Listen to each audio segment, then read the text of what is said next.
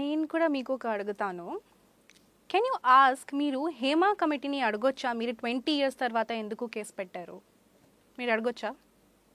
Give me the answer. మీరు case పెట్టింది కూడా ఆఫ్టర్ 4 years. అప్పుడు నేను మైనర్ అమ్మాయిని, ఇప్పుడు ఐ థింక్ మీ ఏజ్ 21 అని తెలుస్తుంది.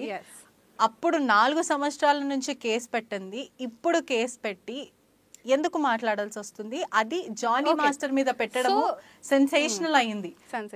So can you ask the same question to Hema committee? నేను 4 years, okay, Hema committee after 20 years, why? And నేను అడగాల్సింది ఇది కూడా, ఒక అమ్మాయి when she is feeling, ఆ అమ్మాయి ఇప్పుడు ఆ అమ్మాయికి కరేజ్ వచ్చింది, ఆ అమ్మాయికి గట్స్ వచ్చింది అంటే అవును ఐఎమ్ రెడీ టు ఫైట్, నేను రెడీ ఉన్నాను ఫైట్ చేయడానికి, అప్పుడు రిపోర్ట్ చేసే అది తప్ప? Is it wrong for a girl to report when she is feeling safe?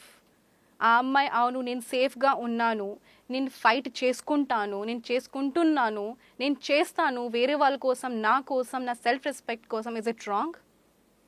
So how can you ask this question to a girl being a girl? You can also answer me that thing. ఇప్పుడు నేను 4 years ఉంది, Hema committee 20 years ఉంది. ఆ time period ఎందుకు ఖాళీగా ఉంది మీకు తెలుసా? ఆ టైం పీరియడ్ ఎందుకు ఖాళీగా ఉందంటే ద ఆపోజిట్ పర్సన్ వాళ్ళకి టైం ఇచ్చారు. ఎందుకు? ఆ పర్సన్ మారాలి, ఆ పర్సన్ చేంజ్ అవ్వాలి. Actually he has to improve her self or she has to improve her self. కానీ అది అవ్వలేదు. అది అవ్వలేదు కాబట్టి ఇంత పెద్ద కేస్, ఇంత పెద్ద ఇన్సిడెంట్ జరిగింది. That's a time period of making a improvement in the person. అది చేంజ్ అవ్వాలి. అంటే మారతారా అని మీరు భావించారా? మారతానని భావించాను, ఎస్.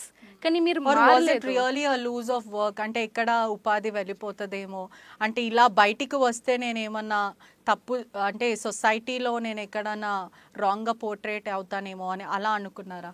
ఎవరు? మీరు. నేను సొసైటీ గురించి ఆలోచించలేదు, నేను ఎవరి గురించి ఆలోచించలేదు. ఓన్లీ నేను నా గురించి ఆలోచించేశాను, నా కెరియర్ గురించి ఆలోచించేశాను, నా లైఫ్ ఎలా ఉంటుంది అని ఆలోచించేశాను. సో అవన్నీ ఆలోచించేసిన తర్వాత, ఒక టైం ఇచ్చిన తర్వాత, ఓకే ఇది చేంజ్ అవుతుంది, maybe we can go ahead with the wonderful things in the life.